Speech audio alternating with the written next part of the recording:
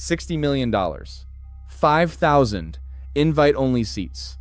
A title fight on the White House lawn, timed to a president's birthday. It sounds like the biggest night in combat sports, until you hear who isn't allowed in the building. The sitting UFC middleweight champion just got banned from a White House event, and the reason he says he was given is one of the strangest things to happen in combat sports this year. Strickland, who won back the 185-pound title just last month at UFC 328 by beating Khamzat Chimaev, claims UFC higher-ups called him personally to say he is not allowed to attend UFC Freedom 250 on June 14th.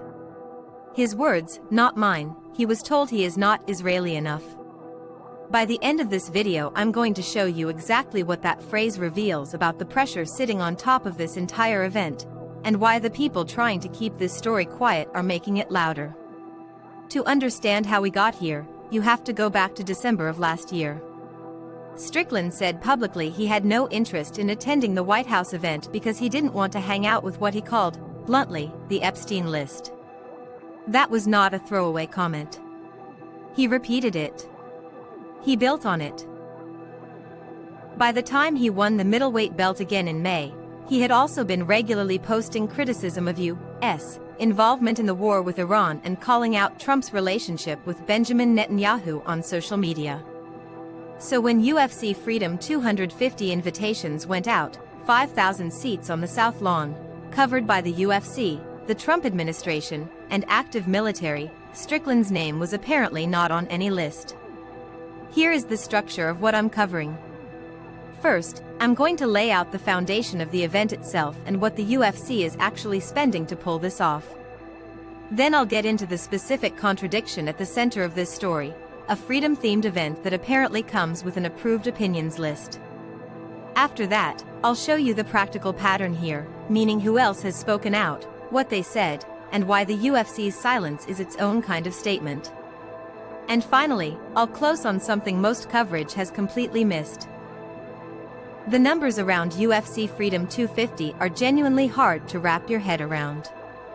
The UFC is expected to spend $60 million on this event. Dana White has said publicly the organization will likely lose $30 million on it.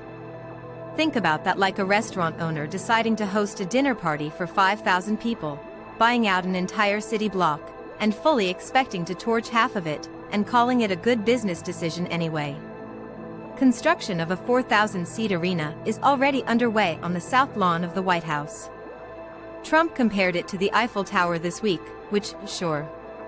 The event falls on June 14th, which is simultaneously Flag Day, the 250th anniversary of the Declaration of Independence, and Trump's 80th birthday. The main event is a lightweight bout between Justin Gaethje and Ilia Topuria of Georgia. The middleweight champion, by the way, is not invited. Actually, scratch that framing, he says he's banned, which is a different thing than not being invited. Strickland went on Instagram and on X and said explicitly that UFC executives called him to deliver the news. He said, quote, "I made fun of Israel and Epstein. The only male American champ banned at the White House because I said Trump is owned by Netanyahu. That's not public opinion, it's fact." He also said his allegiance was apparently in the wrong place. I called BS on this when I first read it, not on Strickland's claims, but on the idea that any sports organization would actually phone a sitting champion to tell him his political opinions disqualify him from an event celebrating American freedom. But the UFC has not denied it. Zero response. Not a statement, not a correction, nothing. And Strickland is not alone. UFC fighter Bryce Mitchell backed him at a press event Wednesday and said the government is desecrating its role in society by entertaining sports.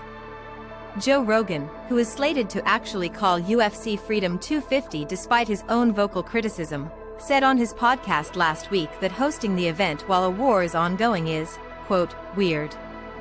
He also flagged the outdoor logistics, bugs, heat, weather, as genuinely bad for a championship fight. Ronda Rousey called the card out in March, saying it fell extremely short of expectations. Brandon Royval compared the whole setup to the Hunger Games. That is 4 fighters and the most prominent voice in MMA media all raising flags.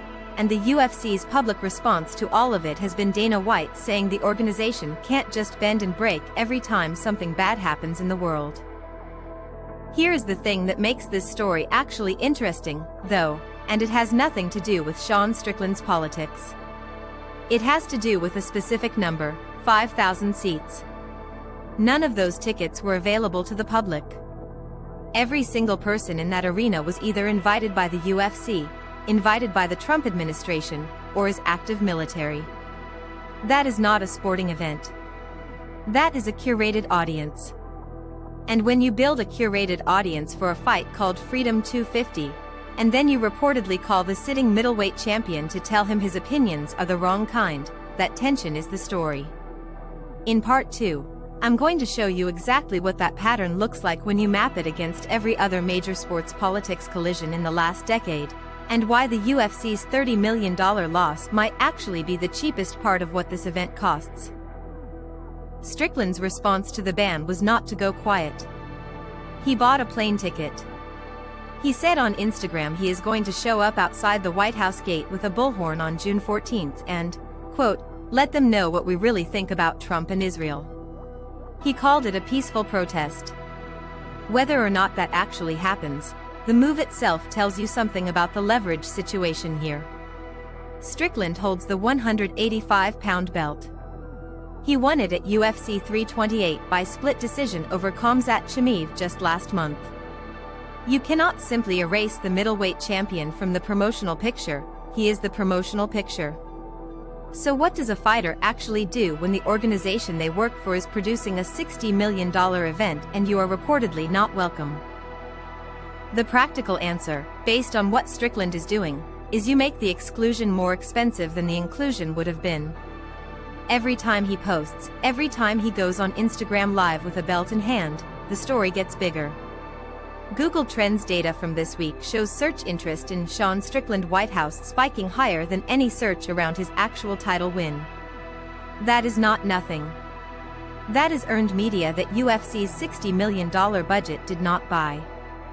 The deeper strategic pattern here is one that Spotify learned the hard way with Joe Rogan himself back in 2022. Spotify paid roughly $200 million for Rogan's exclusivity deal and immediately discovered that trying to manage what he said on the show cost more in public trust than the contract was worth. You cannot buy a voice and then mute it without people noticing the gap. The UFC is now in a structurally similar position. They have a champion who has a loud, established audience. Silencing him does not make that audience disappear. It just redirects the audience's attention toward the silence. Now here is the advanced piece that almost no one is talking about. The UFC Freedom 250 main event is Gaethje vs Topuria, a lightweight fight.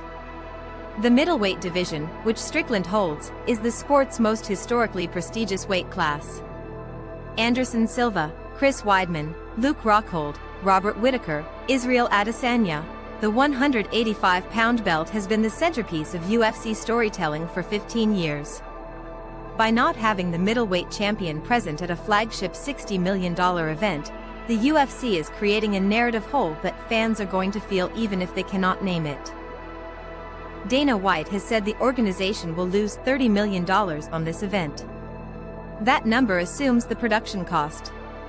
It does not account for the longer-term cost of running a prestige event where your most prominent American champion is standing outside the gate with a bullhorn. The open loop I set up at the start of this video was about what that phrase, "not Israeli enough," actually reveals. Here is the answer. It reveals that UFC Freedom 250 is not primarily a sporting event.